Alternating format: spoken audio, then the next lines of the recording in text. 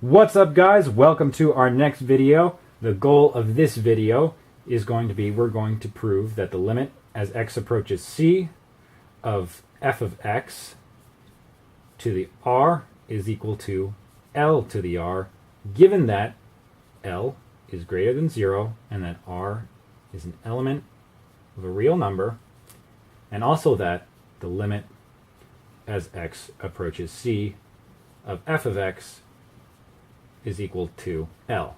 Now some of you may be thinking, hey, isn't this just like the power property in the previous video, where the power property where instead of r it was n?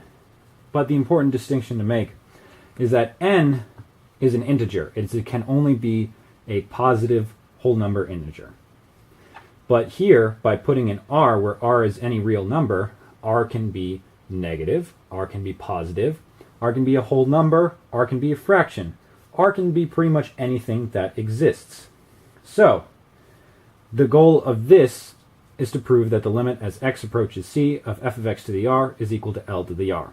So, let me just erase all this. And so, here is our given up here. Actually, let me put that in the upper left-hand corner. So, given that L is a positive number, and that little r is a real number, this notation just means it's a real number, don't freak out about that, and that the limit as x approaches c of f of x is equal to L.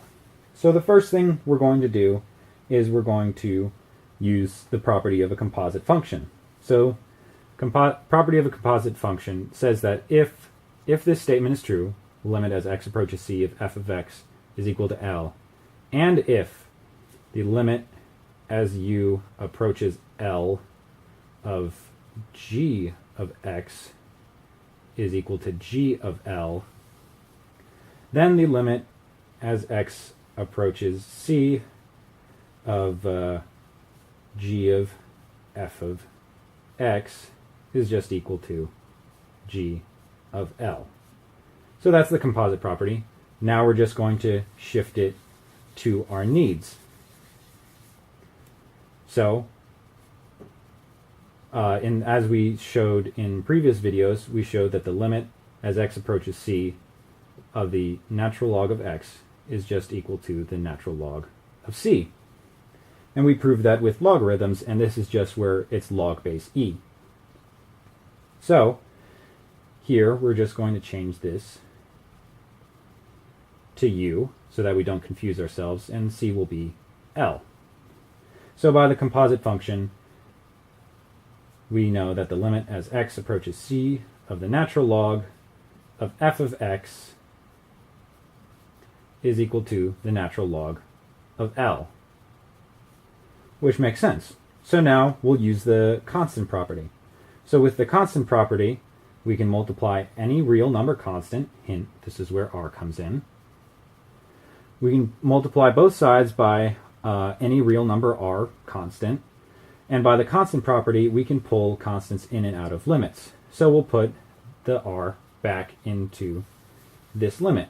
So it's just r times natural log of f of x, and it's the limit as x approaches c. And then by using the property of logs, we can show that limit as x approaches c of natural log of f of x to the r is equal to natural log of L to the r. So we've gotten to this step. Now what? Now we got to use a little bit of finagling in order to get this function to what we want it to be. And we're going to sort of reverse the composite function that we've done on it. So in order to do that, we're going to set up g of x to be equal to the natural log of f of x to the r. And so when we do that, we know that the limit as x approaches c of g of x is just equal to natural log of L to the r, which makes sense. It's the same thing as this. We've just plugged in g of x here. These two are the same thing. And also in the previous video, we've proven that the limit as x approaches c of a to the x is equal to a to the c. Why is this important? Because we're going to use this in order to undo our composite function. So let h of x, well, let's make it h of w so we don't confuse ourselves. H of w is equal to e to the w. And we know that the limit as w approaches some constant c is just going to be equal to e to the c, because here a is just equal to e. So we know this, and we know that the limit as w approaches natural log of L to the R of h of w is equal to e, well, let's not get ahead of ourselves, h of natural log of L to the R. So we know this to be true, and we know this to be true.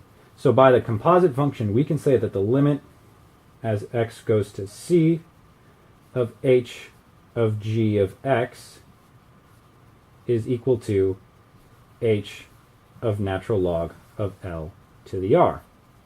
And we can sort of rewrite this. We can actually plug in all of our functions where g of x is equal to this and h of w is equal to this.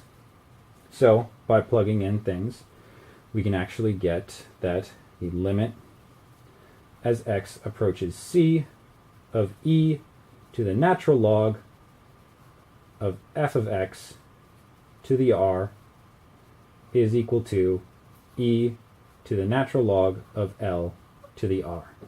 And so e and natural log are inverse functions, so they'll cancel each other out. And when they cancel each other out, we find that the limit as x approaches c of f of x to the r is equal to L to the R.